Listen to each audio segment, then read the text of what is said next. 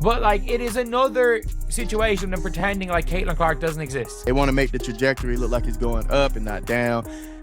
It's whatever, man. We see what's going on. They're trying to make it so that the data looks as favorable as possible. ESPN didn't want to show the ratings were down from WNBA All-Star Game because Caitlin Clark didn't play, so they just used the 2023 numbers instead. ESPN lying again. Yes, you guys heard me correctly. The numbers are in.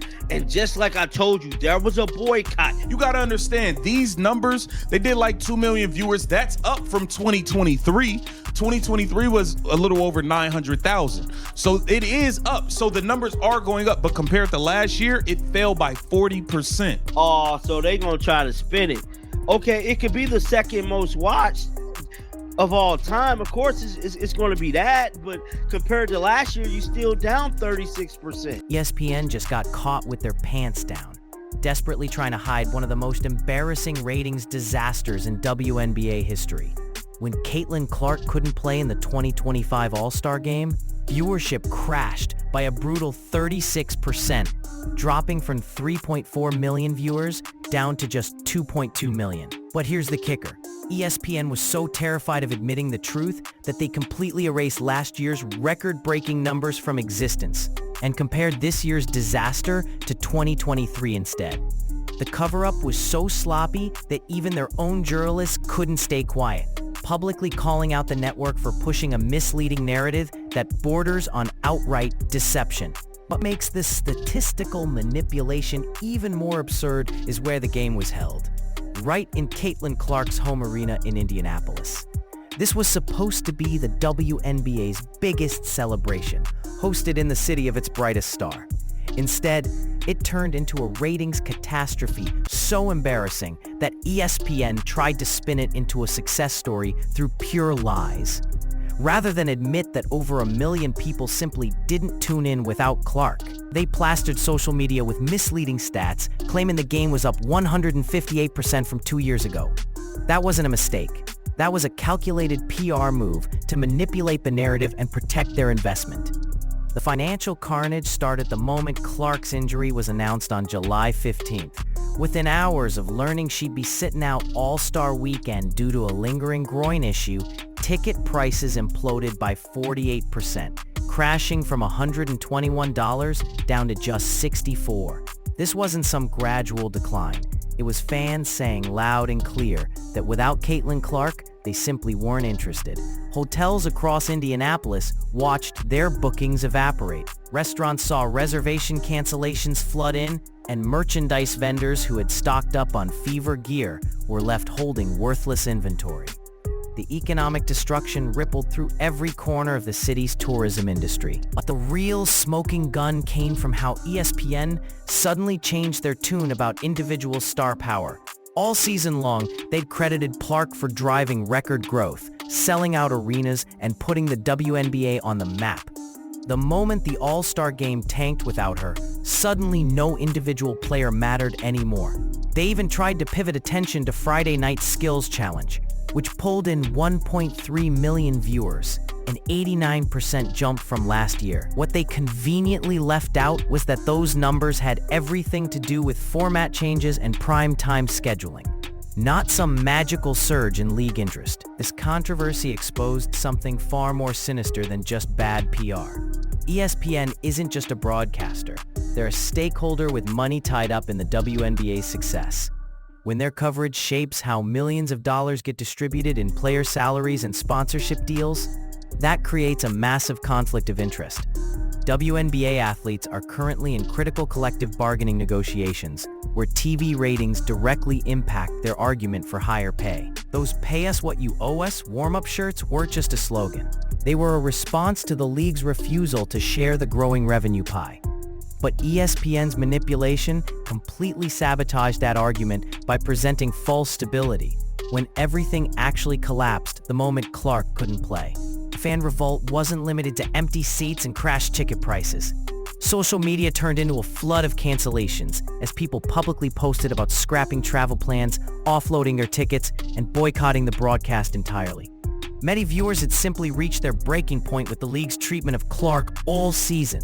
The biased officiating, the physical play that went uncalled, and Commissioner Kathy Engelbert's tone-deaf leadership had fans fed up long before the injury happened. When Clark was ruled out, it became the perfect storm for a massive viewer exodus that ESPN desperately tried to cover up. What's particularly damning is how this reveals the WNBA's complete failure to develop other marketable stars. Aja Wilson dropped 36 points and walked away with all-star MVP honors, but the needle barely moved.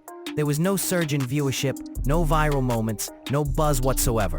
That deafening silence said everything about the league's inability to cultivate anyone who can hold the national spotlight like Clark does.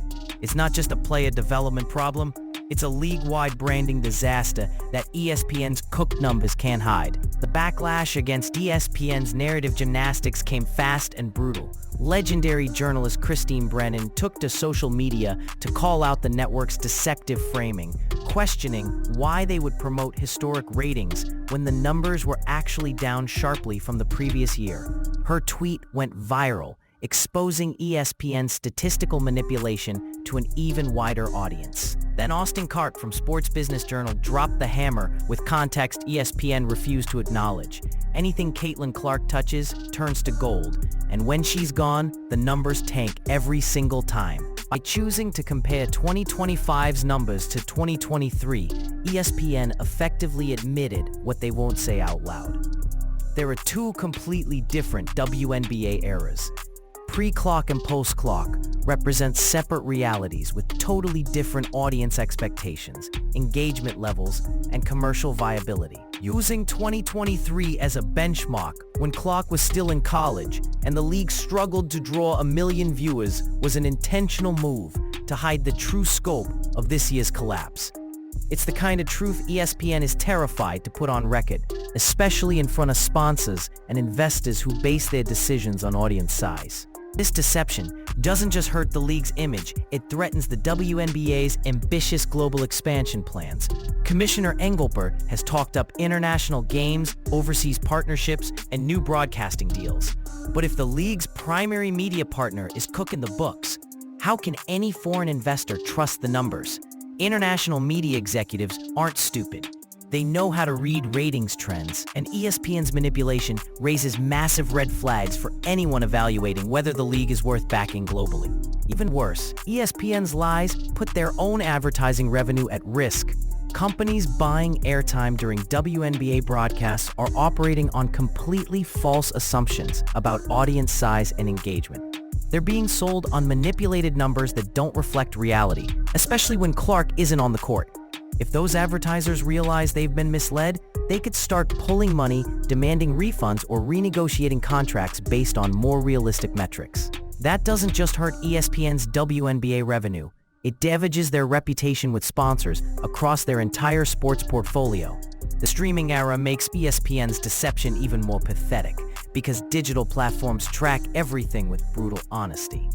ESPN Plus and Disney Plus monitor every click, every minute viewed, every exit point. That data can't be massaged or manipulated. It shows exactly how long fans stuck around and what happened when Clark wasn't involved.